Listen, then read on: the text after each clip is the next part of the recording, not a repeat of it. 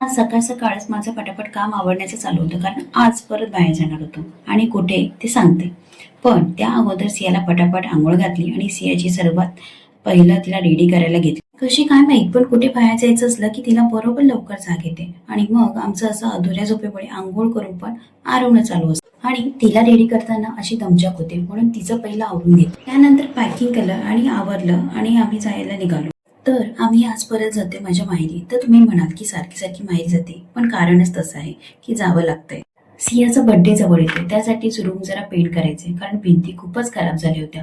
त्यामध्ये सियाचा पण थोडाफार हात होताच. तिने सर्व भिंतीवर सर्व नकाशे जे काढून ठेवले होते. तर इथे तर राहू शकत नव्हतो, त्यासाठीच चाललो होतो. तसंही मला देखील सारखं सारखं जाणं जीवावर येतं, कारण 2 तासांच्या गर्दीचा प्रवास आणि त्या अगोदर सियाचं एक एक वस्तू आठवून केलेली तिची पॅकिंग, हे सर्व खरंच खूप हेक्टिक वाटतं. त्यामुळे कारण असल्याशिवाय तिकडे जाणं सहसा होतच नाही. 2 तासाच्या प्रवासानंतर फायनली आम्ही घरी पोहोचलो. ते सियाची सुरुवात देखील झाली खेळण्याची आणि ह्या मुलांना 2 तासाच्या प्रवासानंतर देखील थकवा कसं जाणवत नाही कोणाच ठाऊक.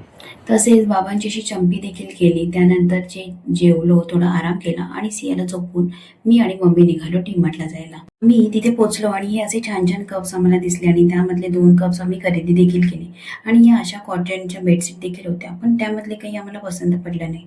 त्यामुळे महिन्याचा बाजार आणि अशा छोट्या मोठ्या गोष्टी घेतल्या आणि आम्ही निघालो घरी जायला. नाही म्हटलं तरी 2-2.5 तास आम्ही खरेदी करत होतो.